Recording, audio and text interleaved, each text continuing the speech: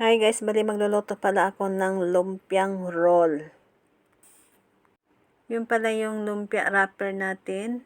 Bali ikutin lang natin siya. So bali pala yung ginamit ko dyan yung sa milk tea yan. Bali i-roll lang natin siya.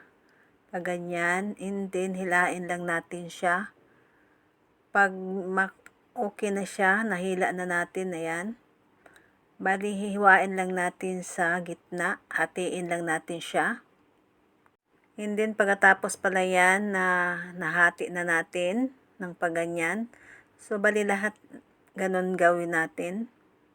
And then, pagkatapos pala yan, nagawa ko na lahat. And then, mantika dyan sa kawali. Bali, naprito ko na pala siya. Yan. Bali, maglalagay na tayo ng asukal sa kawali ng 1 cup. Maglagay tayo ng konting asin pang balance lang sa tamis. Hindi tunawin lang natin siya. Pwede kayong gumamit ng white. Bali, tunaw ng ating asukal. And then, ilalagay na natin yung sesame seeds.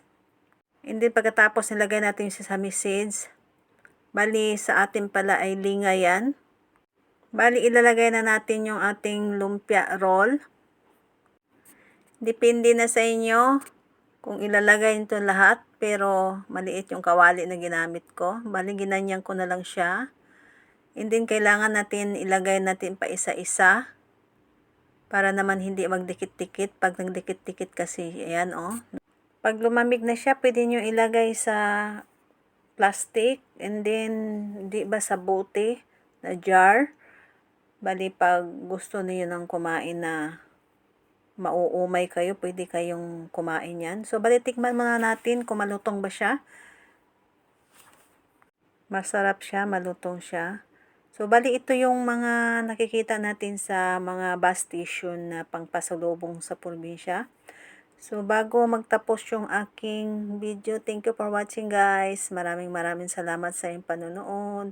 See you sa next vlog. Bye!